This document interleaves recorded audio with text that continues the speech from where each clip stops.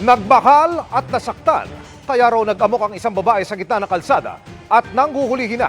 Pumalag ito at nangagat pa. Nakatutok si James Agustin.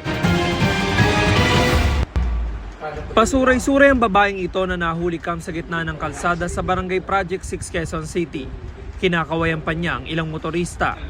Tinanggal ang suot niyang tsinelas sa takmang babatuhin ng dumaang tricycle. Isang kotse ang tinuluyan niyang batuhin ng tsinelas. Hindi pa nakontento, pinutirya rin niya ang isang motorcycle rider. Lugar niyo, paano ko gagawin yun? Nang rumisponde ang mga taga-barangay at inaresto ang babae, patuloy siya sa pagwawala kahit nakaposas na. Sinipa pa niya ang isa sa mga barangay tanod. Ay, ba't ka nanadyak? Huwag ka Ayon sa pulisya, galing sa inuman ng 27 anyos sa babae, kasama ang kanyang kasintahan. Inireklamo siya matapos ang ginawa sa mga dumaraang motorista. Ang isang BPSO po natin ay kanya pong nasaktan. At isa rin pong kagawad ay nakagat po niya sa tagiliran at sa braso. Ito na ang ikalawang beses na nasangkot sa ganitong insidente ang sospek.